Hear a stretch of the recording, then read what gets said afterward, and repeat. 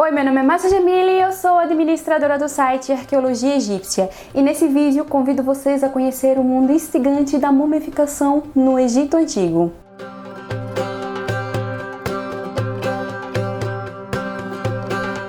Certamente as múmias são um dos elementos mais reconhecíveis da cultura da era dos faraós. Elas são tão queridas e únicas que acabaram se tornando o tema de muitos documentários, além de muito presentes na cultura popular. Nós as vemos em filmes, séries, literatura, histórias em quadrinhos, games, brinquedos e revistas, sem contar que são um dos temas mais comuns no Halloween. E não é difícil encontrá-las em alguns museus de antiguidades. Até no nosso Brasil possuíamos algumas. A maioria estava no Museu Nacional e foram destruídas no incêndio que ocorreu no dia 2 de setembro de 2018. Incêndio esse que arrasou todo o interior do edifício. E em Curitiba, no Museu Egípcio e Rosa Cruz, possuímos uma cabeça feminina que foi apelidada pelos pesquisadores como Totmeia. Bom, mas utilizando outros exemplos pelo mundo afora, infelizmente algumas exposições as colocam como meras curiosidades do passado, ignorando que na verdade elas são os corpos de pessoas que viveram há muito tempo e que provavelmente a última coisa que iam querer era ser exibidas para um monte de desconhecidos.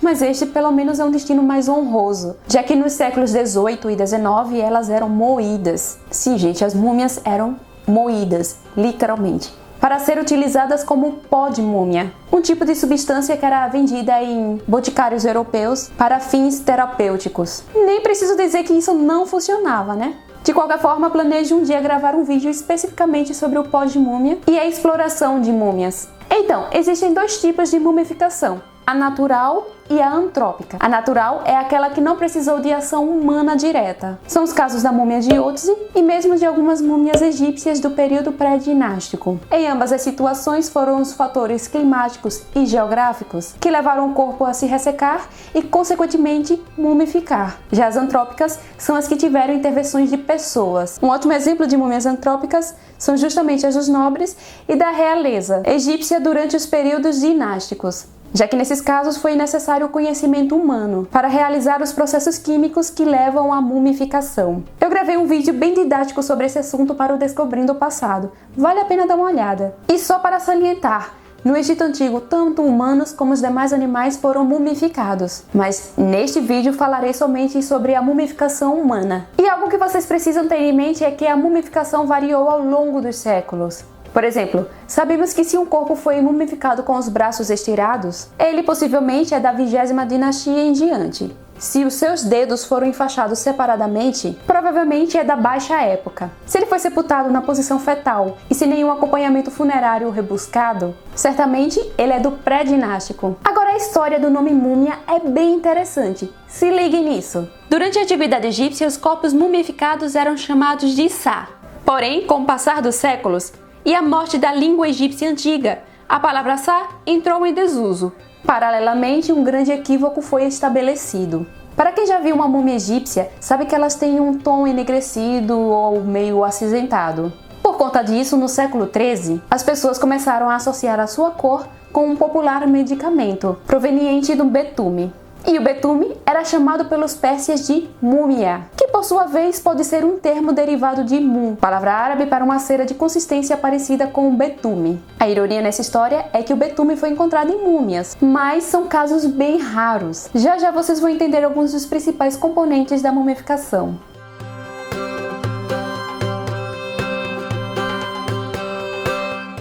Fazia parte da crença religiosa dos antigos egípcios que as pessoas eram constituídas de diversas e diferentes partes, tais como Ka, Ba, Ankh, Ib, etc. Algumas dessas partes só se manifestavam após a morte, mas que para isso ocorresse o cadáver tinha que permanecer intacto. Para isso, era realizado um processo de mumificação. Não sabemos bem quais os reais motivos que levaram as pessoas que viveram às margens do Nilo a mumificar os seus mortos.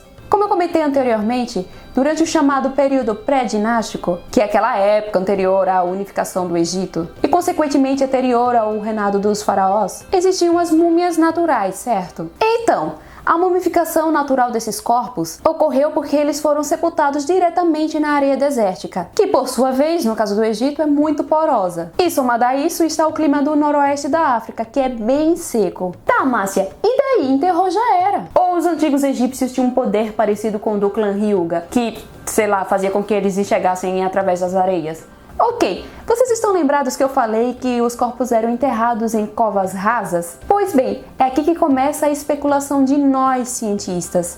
Muitos egiptólogos acreditam que, como os corpos eram sepultados em covas rasas, era fácil para animais carniceiros, a exemplo dos chacais, retirá-los de suas sepulturas. Claro que, como consequência, as pessoas acabavam vendo seus entes queridos praticamente preservados e interpretaram isso como uma necessidade religiosa, ou seja, uma dica dos deuses que meio que estavam falando: ei, tá vendo isso aí? Tô querendo falar que é pra passar a mumificar a galera, valeu? Então, eles passaram a procurar alternativas para fazer as suas próprias múmias. Mas tenham em mente que nós não fazemos ideia se este seria mesmo um cenário real. É só uma sugestão baseada em pura especulação. Também não fazemos ideia de como surgiram as primeiras sugestões de produtos e formas de preservação do cadáver. Mas é reconhecido que os primeiros indícios de métodos de mumificação antrópica, ou seja, praticados por mãos humanas, datam de 3.500 anos antes da era cristã. E foi praticada até um pouco mais além dos anos posteriores ao fim do faraônico, lá no período romano.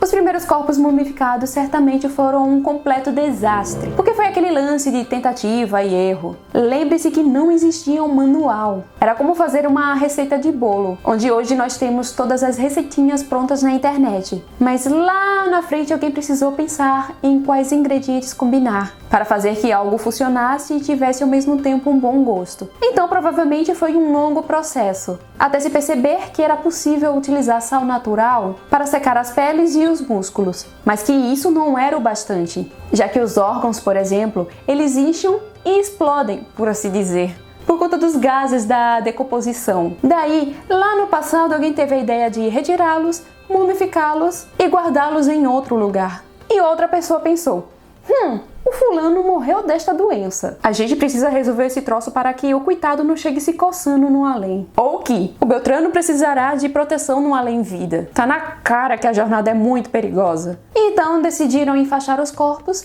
e entre as bandagens colocar amuletos de proteção ou cura. A propósito, tem um vídeo aqui no canal falando sobre o uso de amuletos no Egito Antigo. Assistam lá, que tá legal. Neste meio tempo de manter os órgãos dentro dos corpos e conseguir aperfeiçoar o método de retirada deles, os antigos egípcios desenvolveram artefatos específicos para este trabalho. Eram instrumentos feitos com cobre e pedra, mas calma aí. Os instrumentos cortantes eram feitos de pedra e eles eram tão afiados que permitiam ao mumificador realizar incisões na pele, gordura e músculos. Essa imagem que vocês estão vendo é um tipo de palheta de mumificador. Alguns de vocês podem olhar e achar que nada disso faz sentido, mas acreditem, se utilizando de instrumentos parecidos com esses, múmias como a de Tutankhamon ou Ramsés II foram feitas.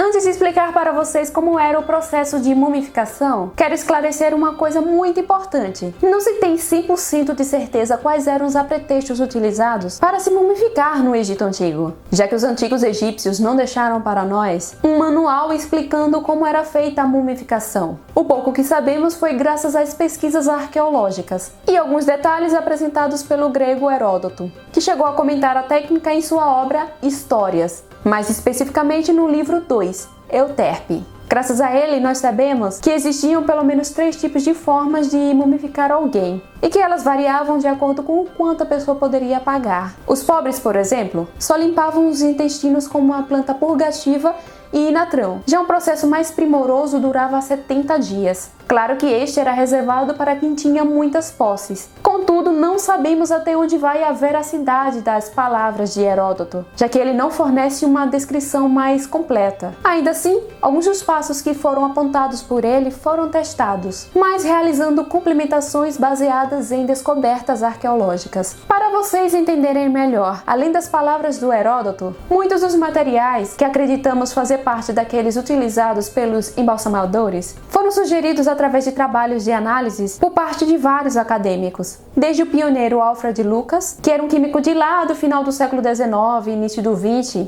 assim como de acadêmicos dos dias de hoje. E não são meras sugestões tiradas ao acaso. Esses pesquisadores chegaram a materiais já conhecidos pelos antigos egípcios e os testaram, confirmando assim a presença deles. E o mais legal é que análises laboratoriais também identificaram outros, que nem sequer imaginava-se que poderiam estar presentes. Por exemplo, foram identificados em múmias do período romano betume do Mar Vermelho, elemento que, como eu disse, não está presente em múmias tradicionais. É possível que no futuro nós saibamos de mais coisas, é só ter paciência. Como sempre comento aqui no canal, paciência e arqueologia precisam caminhar lado a lado. Mas então, é quase certo que a maioria está vendo esse vídeo porque quer saber o passo a passo de como é feita uma múmia egípcia, não é mesmo? Ok, se um dia você resolver fazer uma múmia, pega agora o seu bloquinho de anotações e se ligue no que eu falarei daqui em diante. Bom, a mumificação era realizada em lugares chamados Pé Nefer, que por convenção se traduz como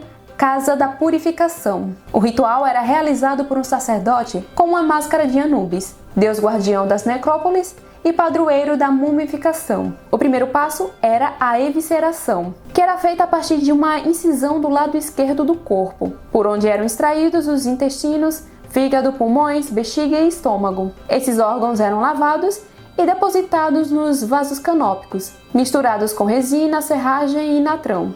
As serragens eram literalmente o que você deve estar pensando. São aqueles fragmentos pequenos de madeira. A resina é um líquido proveniente de árvores como pinheiro, cedros ou abetos. Ela tende a endurecer quando exposta por muito tempo ao ambiente. No caso das resinas usadas especificamente no Egito, muito provavelmente eram advindas do pinheiro silício, do pinheiro de Alepo ou do pinheiro oriental. E em alguns testes foram identificadas ceras de abelha misturadas às resinas, assim como outros componentes desconhecidos. Já o natrão, cuja maior reserva do Egito encontra-se próxima ao Cairo, é uma mistura natural de sais, a qual a maior parte é composta por carbonato de sódio, um pouco de bicarbonato de sódio, sulfato de sódio e cloreto de sódio. E sabe o que isso quer dizer? Não faço a menor ideia. Eu tô brincando. Toda essa composição dava ao natrão um alto poder de dessecação da carne. Voltando aos vasos canópicos, fica aí uma nota básica para vocês. Alguns pesquisadores não gostam de utilizar o termo vaso canópico, preferindo chamar de aparelho canópico, já que nem sempre vasos eram utilizados para pôr as vísceras. Só para vocês terem uma noção, existem casos, principalmente os dos tempos mais antigos, em que as vísceras eram postas embrulhadas dentro de um baú, sem vaso algum. No Médio Reino, finalmente vemos surgir os vasos, mas eles possuíam tampas retratando cabeças humanas. E mesmo com a existência deles, as caixas ainda eram utilizadas. Então, com o segundo período intermediário, alguns desses baús começaram a trazer a figura de um chacal, representando Anubis, deus da mumificação. Só depois é que vemos surgir os 4 vasinhos tão conhecidos por nós, representando as cabeças dos 4 filhos de Horus. Imsef, onde era guardado o fígado, Domtef, o estômago, Rapim, pulmões e Quebesenuef, intestinos. Além destes órgãos, o cérebro também era retirado. Isso era feito por meio de uma incisão feita através da quebra dos ossos nasais, com o uso de um ferro fino de bronze ou de um buraco feito no osso occipital, que é aquele que fica na nuca, permitindo assim que a massa encefálica saísse com mais facilidade. A propósito, algumas bibliografias sugerem que um fole poderia ser usado. Depois de praticamente vazia, a caixa craniana tinha resina injetada nela. O destino do cérebro? Lixo. Isso mesmo, era jogado fora, já que os antigos egípcios não atribuíam importância alguma a ele. Já os rins permaneciam no corpo, porque eram de difícil acesso. Em relação ao coração, após o lavado, ele era embrulhado com linho embebido em resina e devolvido ao cadáver. Isso porque ele era um componente bastante importante na religião egípcia, já que acreditavam que ele era o gerenciador das emoções e do corpo, e por isso iria ser pesado contra a pena da deusa Maat no tribunal de Osíris. Enfim, com a caixa torácica livre dos órgãos para a limpeza do interior do corpo, um dos produtos utilizados era o vinho de palma. Atualmente sabe-se que ele possui um agente muito volátil, o que torna difícil identificar a sua presença em corpos antigos. Porém, a tamareira é nativa do Egito e possui um efeito antibacteriano, e certamente teria sido a melhor escolha para limpar o interior do tórax após a remoção das vísceras. Outro produto com efeito antibacteriano usado era a mirra. Ela é um tipo de resina em forma de goma, derivada de uma planta do gênero Comífera, que era adquirida na Somália e no sul da Arábia, e dizem ter um cheiro muito bom. Com o corpo limpinho, era hora de preencher o interior da caixa torácica. Ué, estavam pensando o quê? Que só tiravam as paradas de lá e pronto?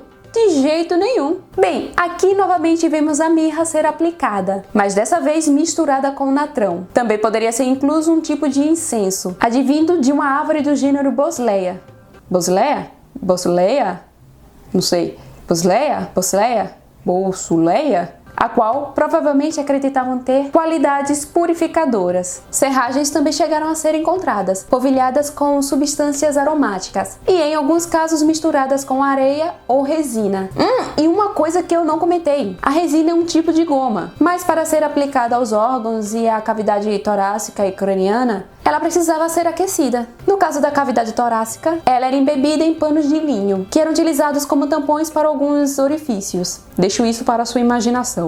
Finalizada essa parte, a incisão na caixa torácica era fechada e começava o próximo passo no processo de dessecação. E isso era feito se utilizando o natrão. E irei aproveitar esse momento para contar uma curiosidade sobre o estudo de múmias egípcias. Bom, componentes do natrão já tinham sido encontrados em múmias há décadas, mas não se sabia como ele teria sido utilizado na mumificação. Então, pesquisadores como Grayson Elliott Smith acreditavam que o corpo passava por um banho de natrão líquido. Se vocês já assistiram ao filme clássico A Múmia de 1932, viram uma cena em que um personagem está fervendo natrão. Porém, depois de testes de arqueologia experimental feitos nos anos posteriores, foi notado que o natrão líquido não tinha eficácia em processos de mumificação. Então, a outra sugestão era de que o corpo era polvilhado, por assim dizer, com natrão. Entretanto, o que foi observado é que, se o natrão for utilizado em pouca quantidade, ele pode ser absorvido pelo líquido liberado pelo corpo, e não o contrário, tornando assim a mumificação ineficaz. Então, a próxima hipótese, e foi a que deu certo através de experimentos, é que o corpo era coberto por muito natrão. Muito mesmo. Cerca de 300 quilos, só para vocês terem uma ideia. Isso foi confirmado em 1997, quando o pesquisador Bob Brier fez uma múmia humana utilizando os materiais que eu citei, cobrindo o cadáver com quilos de natrão e seguindo as sugestões dos escritos de Heródoto, onde ele explica que o corpo era deixado para descansar por durante 40 dias. O resultado foi impressionante. Além do corpo ficar igual a das múmias do Egito Antigo, esse experimento do Brier levou a uma descoberta inesperada, que o corpo, mesmo após mumificado, ainda ficava maleável o bastante para passar pelos procedimentos restantes. Não ficava já seco e duro como muita gente imagina. E outra coisa, esse descanso no natrão explica, por exemplo, a existência de misteriosas camas baixas em sítios depositários de materiais de embalsamamento, como é o caso da encontrada na KV-63. Vê o formato dela? É totalmente ideal para cobrir tanto a frente como as costas do cadáver com o natrão. Após a cobertura de natrão ser retirada, se iniciavam os procedimentos cosméticos. Isso mesmo, tinham que embelezar a múmia. Afinal, ninguém quer ir para o além-vida feio. O primeiro passo era untá-la com óleo resina de bálsamo, que é retirado de uma árvore da espécie Ligdamar orientalis, que é encontrada na Ásia Menor. A mirra também teria sido utilizada para este fim, assim como o óleo de mamona. Daí, na esperança de alcançar uma aparência mais vívida, algumas múmias tiveram o seu rosto e o resto do corpo pintado. A rena, um corante vermelho de tom alaranjado, era utilizado para pintar as unhas e os cabelos dos vivos e dos mortos, e em alguns casos para pintar as mortalhas das múmias. Ela é advinda das folhas das plantas da espécie Lawsania alba e Lawsania inermis, ambas cultivadas no Egito. Outras tintas utilizadas eram o óxido de ferro para um tom avermelhado, assim como o ocre vermelho, que por acaso era passado nos lábios. Fuligem também era utilizada como tinta, assim como a já citada resina. Outra intervenção cosmética nos cabelos poderia ser feita com cera de abelha. Nesse caso, por exemplo, era para fixar os cachos. E óbvio que com a dessecação do cadáver, os olhos encolhiam. Para resolver este problema estético, chumaços de linho embebidos em resina eram postos no lugar deles. Mas um chumaço de linho não é nada atraente, né? Nisso a gente tem que concordar. Então, alguém achou que seria uma ótima ideia, em vez de usar linho, usar cebolas. Mas antes que vocês comecem a zoar, talvez isso tenha tido algum propósito religioso, já que elas eram postas também nas solas dos pés e nas orelhas. Porém, dependendo da época, em vez de cebolas, os olhos poderiam ser trocados por pedras brancas. Isso foi comum a partir do Novo Império e além, em especial durante o período tardio. Inclusive, pupilas poderiam ser desenhadas. Depois de colocados alguns desses detalhes opcionais, a múmia era coberta com tecidos, que eram presos com resina, ao menos em suas camadas iniciais. E entre eles eram postos amuletos, que só reiterando, tem um vídeo sobre eles aqui no canal. Só falando no caso de, sei lá, vai que você não se lembra. Voltando aos invólucros, ou seja, os tecidos que envolviam as múmias, eles eram feitos de linho, que por acaso era uma indústria muito importante no Egito. E irei aproveitar este momento para destruir um mito. Tire da sua cabeça que os tecidos utilizados para enrolar as múmias eram fabricados exclusivamente em tiras e feitos exclusivamente para a mumificação. Na verdade, esse era o caso de sepultamentos de algumas pessoas ricas. O comum era utilizar o linho, que já tinha sido utilizado em alguma outra coisa, tais como roupas, lençóis, remendados ou rasgado em tiras. Daí, sabe aquele pano de bunda rasgado que você está prestes a se desfazer? No Egito Antigo, eles provavelmente guardariam para poder utilizar no seu sepultamento.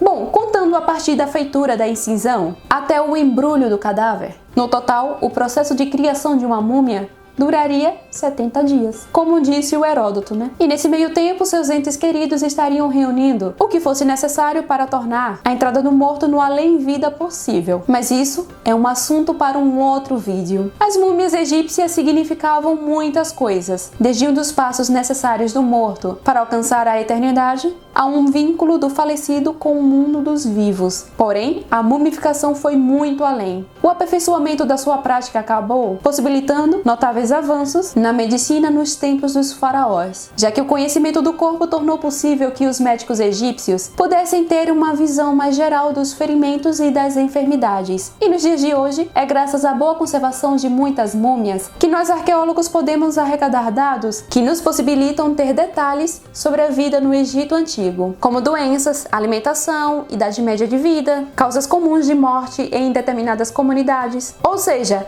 virar uma poderosa fonte científica. Lembre-se disso da próxima vez que verem uma múmia em um museu. Ela não é uma mera curiosidade, não é algo excêntrico ou exótico. É um ser humano que caminhou e respirou há muitos anos atrás e que hoje tem muito o que ensinar para nós, humanos da contemporaneidade. Se você gostou desse vídeo, deixe seu curtir e caso não seja inscrito no canal, não deixa de se inscrever. É extremamente importante para nós que você se inscreva. É só clicar no botãozinho de inscrever-se. Tenha certeza que é mais rápido do que fazer uma múmia egípcia. Infinitamente mais rápido. E sabiam que alguns templos egípcios precisavam de provisões para sobreviver? A mesma coisa é este canal aqui. Então, se você quiser colaborar financeiramente com este canal e patrocinar vídeos iguais a este, seja o nosso apoiador. Saiba como através deste link aqui. Ele também está disponível na descrição. E não deixe de me seguir nas redes sociais. E obrigada por assistir esse vídeo e até mais!